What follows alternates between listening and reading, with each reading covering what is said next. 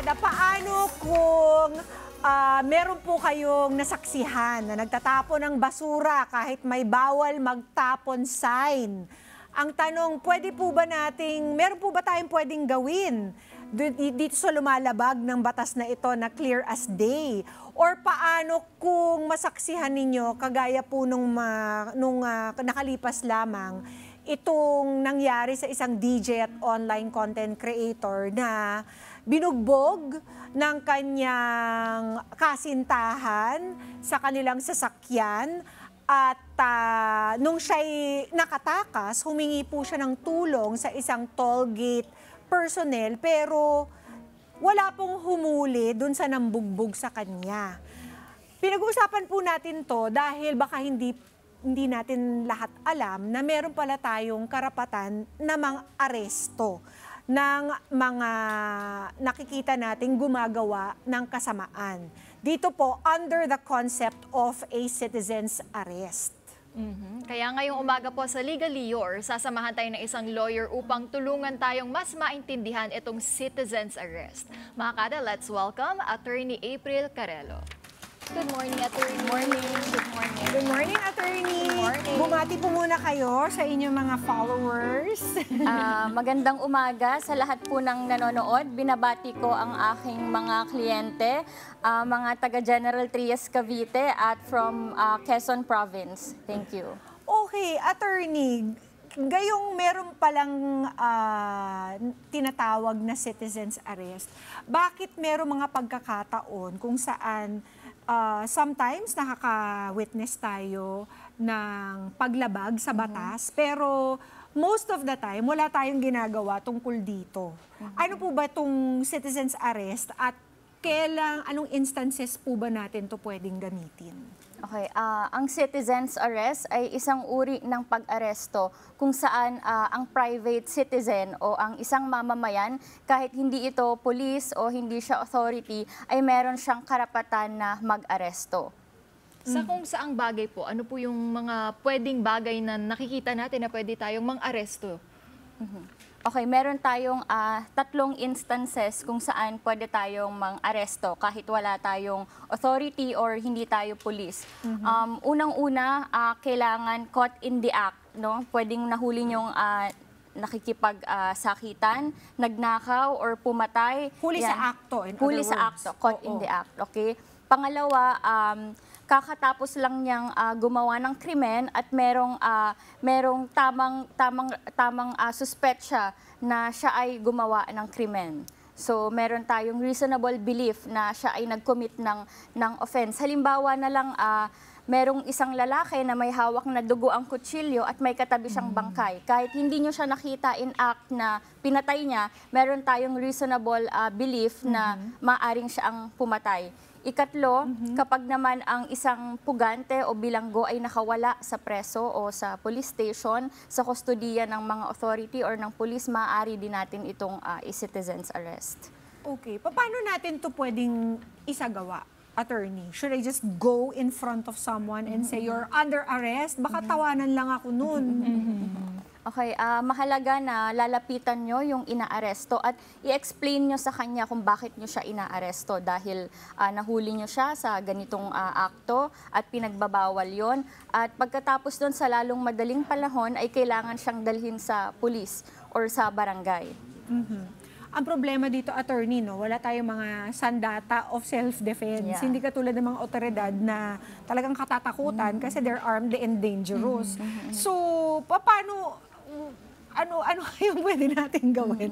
Pwede bang if we are in doubt about our own safety, should we still pursue it or should we just take a picture? Is that pwede rin po bang gawin? At i-report na lang natin at a later date? Kasi katulad po nung nabalitaan natin recently, meron pong barangay official na to na tinangkang pigilan ang pagnanakaw ng isang e-bike. Pero sa kasamaang palad, yung palang suspect ay may dalang screwdriver. Kung kaya't siya ay nasaksak. So, paano po ba pwedeng isagawa yung citizen's arrest nang hindi naman na e-endanger yung mga kada natin? Okay, merong citizens arrest, no? Pero for practical reasons, kung tingin natin hindi safe dahil merong dalang kutsilyo o baril yung aarestuhin, mas okay na kunan nyo ng picture or tumawag ng authority kesa arestuhin nyo for practical reasons. Tapos meron pang mga ibang constitutional concerns dito, attorney, kasi 'di ba usually before you arrest someone, pupunta ka pa ng huwes, kukuha ka pa ng warrant of arrest. Okay. At ipapatunay mo sa kanya na meron talagang prima facie, ganun ba Yeah. yun? Na kaso para mag-issue ng warrant. Paano po, isn't that unconstitutional kapag citizen ka tapos wala ka namang warrant? Okay. General rule, no, kailangan ng warrant of arrest kapag Yes. mag-aaresto. Pero dito sa citizens arrest, exception siya kasi caught in the act na siya eh. So hindi kailangan ng warrant of arrest dito sa citizens arrest. Oo, mabuti pa, attorney, mag-cite ka ng mga example sa mga krimen na pwedeng, na applicable ang pag-aaresto by a citizen. Halimbawa, robbery or theft, ito yung pagnanakaw, Yes. pagpatay o pagsaksak, at mga paggamit ng droga, may nahuli kayong nagbebentahan ng droga. Ayan, yung caught in the act talaga. Hindi kagaya ng, kunwari, graft and corruption. Hindi nyo naman mapuprove yun in the eye, di ba? Yes. Kailangan nating i-establish yun bago Tama. natin sila i-aresto. Oo. Yeah. At katulad po nung kaso nung DJ content creator na humingi ng tulong dun sa toll booth operator or toll booth personnel, pwede sana yung toll booth personnel na Pwede sana. magsagawa ng citizens arrest dahil although hindi niya nakitang binubugbog yung biktima, parang there's reasonable Yeah. doubt naman. Yeah, Yan yung Or second. reasonable, anong tawag mo Kita doon? niyang, Reasonable reasonable belief. Kita niyang Reasonable duguan. belief, not doubt. Sabi ko, ba't ang doubt? Okay, reasonable belief na yung kasama niya sa sasakyan ang gumawa nito sa kanya. So, they could have arrested Yes. the kasintahan inside the car, no? Okay. So, does this happen, attorney, base sa inyong karanasan?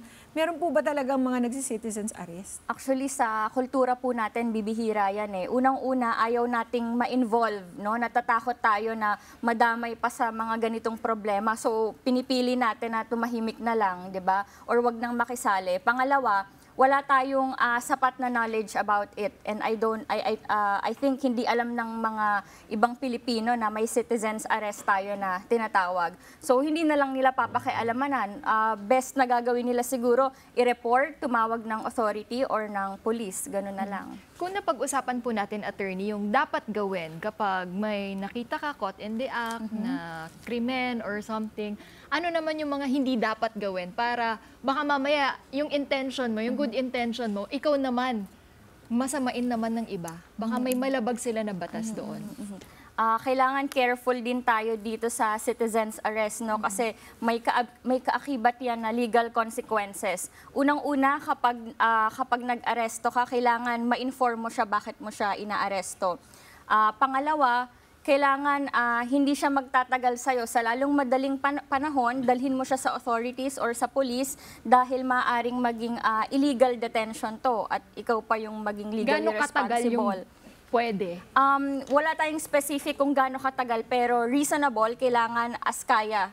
Paano kung malayo yung authority? So, 'di ba, walang specific na time, pero reasonably dapat ASAP.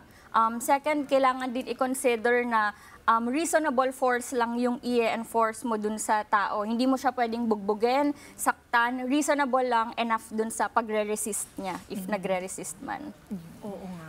Huwag nating kuyugin. Yun minsan. Ibang pag-uusap, ibang issue na yun, di ba?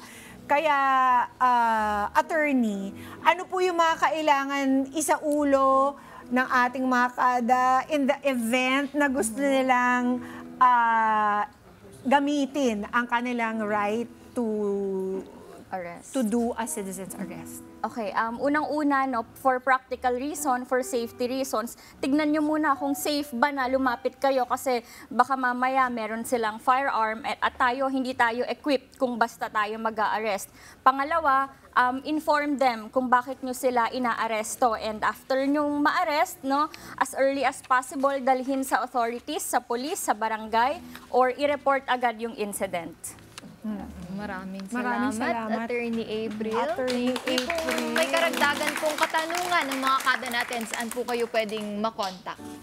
Pwede nyo akong i-contact sa Facebook, Attorney April Aderlyn Carelo and Ferrer Law Office. Thank you. Ganda naman ni Attorney April. Ganda nga eh. Nakaka-distract. Ang ganda. Di ba sabi nga nila, Attorney April, it only takes good people to remain silent for an injustice to prevail, di ba? Kaya tandaan po na ang citizen's arrest ay hindi lamang isang simpleng aksyon. Ito ay isang responsibilidad na dapat isagawa ng may pag-iingat at paggalang sa karapatan din ng iba at sa pag-unawa sa mga aspeto ng citizen's arrest. Mas magiging handa tayo na gumawa ng tamang desisyon sa mga sitwasyong nangangailangan ng agarang aksyon. Mga Kanet 25, this is Pia Guanyamago. For more Kada Umaga updates, please click the subscribe button and follow us on Net25 social media pages at Net25 TV and at Net25 Entertainment Facebook page. See you guys. Bye!